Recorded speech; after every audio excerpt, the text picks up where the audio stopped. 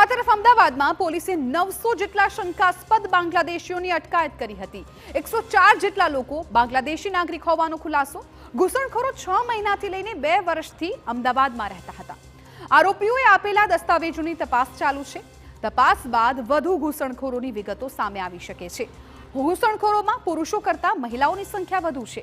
Money laundering, દેહ વેપાર માટે મહિલાઓને લવાયાનો ખુલાસો પણ થયો છે।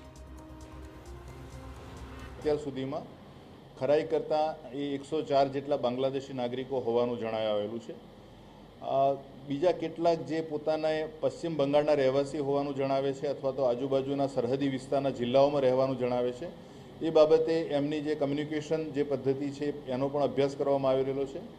એમની પાસે ઉપલબ્ધ આધાર કાર્ડ, ઇલેક્શન કાર્ડ અથવા તો એમની ઓળખના અન્ય દસ્તાવેજો બાબતે પણ એમણે કેવી રીતે મેળવ્યા એ ખરેખર આધારભૂત દસ્તાવેજ છે કે બનાવટી છે એની પણ ખરાઈ કરવામાં આવેલી છે અને આમાં સંભવતઃ આ સંખ્યામાં વધારો થવાની શક્યતા રહેલી છે।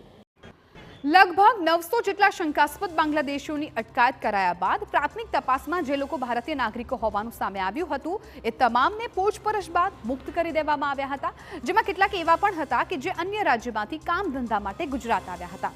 તપાસના ધમધમાટ વચ્ચે ઘૂસણખોરોમાં 85 બાંગ્લાદેશી મહિલાઓ હોવાનું સામે આવ્યું। નાની બાળકીઓને પણ દેહ વેપારના ધંધામાં ધકેલવા ઘૂસણખોરી કરાવાયોનું સામે આવ્યું। બાંગ્લાદેશી નાગરિક હોવાનું પ્રમાણપત્ર મળતા જ આવા લોકોને ડિટેન્શન સેન્ટરમાં મોકલાશે। ત્યારબાદ રાજ્ય સરકાર અને કેન્દ્ર સરકાર બાંગ્લાદેશી નાગરિકોને પરત મોકલવાની સંયુક્ત કામગીરી કરશે।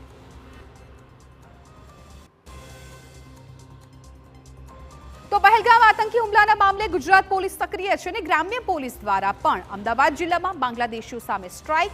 અમદાવાદ જિલ્લામાં ચાંગોદર, વિરમગામ અને ધોળકા પોલીસની કાર્યવાહી। ઔદ્યોગિક એકમોમાં કામ કરતા શંકાસ્પદ બાંગ્લાદેશીઓની તપાસ કરવામાં આવશે।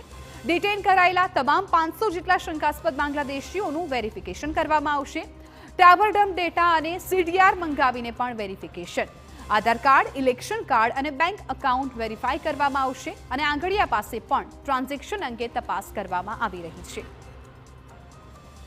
અમદાવાદ શહેર બાદ અમદાવાદ ગ્રામ્ય પોલીસ દ્વારા પણ જે શંકાસ્પદ બાંગ્લાદેશીઓ છે કે જે બાંગ્લાદેશીઓ છે જે ગેરકાયદેસર રહી રહ્યા છે એમની ઉપર એક સ્ટ્રાઇક શરૂ કરવામાં આવી છે અને આ સ્ટ્રાઇકમાં તમે જોઈ રહ્યા છો કે સેંકડોની સંખ્યામાં અહીંયા આ શંકાસ્પદ લોકો છે જેમને અત્યારે પોલીસ સ્ટેશન લઈને આવવામાં આવી રહ્યા છે અને આ જેટલા પણ શંકાસ્પદ લોકો છે એમનું વેરિફિકેશન કરવામાં આવશે અને સાથે જ સાથે જે આખી પ્રક્રિયા છે પ્રક્રિયામાં જે પ્રકારે અમદાવાદ શહેરમાં પણ બધાને ડિટેન કરીને એમનું જે વેરિફિકેશન કરવામાં આવ્યું એ વેરિફિકેશન પ્રોસેસ અહીંયા પણ થવાની છે અને જે પણ લોકો અહીંયા ગેરકાયદેસર રહી રહ્યા છે જેમાં કેટલાક 7 જેટલા વ્યક્તિઓને અલગ અલગ ડિટેન કરવામાં આવ્યા છે, જેમાં વિરમગામમાં 4 છે અને ચાંગોદરમાં 2 અને એક જે છે એ ધોળકામાં ડિટેન કરવામાં આવે છે જેમાં મહિલાઓ પણ છે।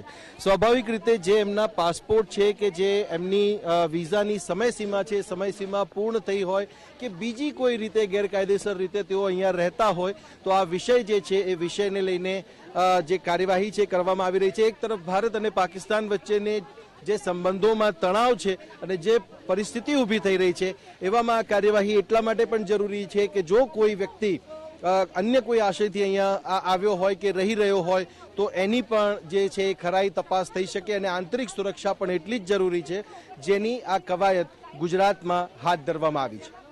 કેમેરામેન ઇમરાન શેખ સાથે સચિન પાટીલ, TV9 અમદાવાદ।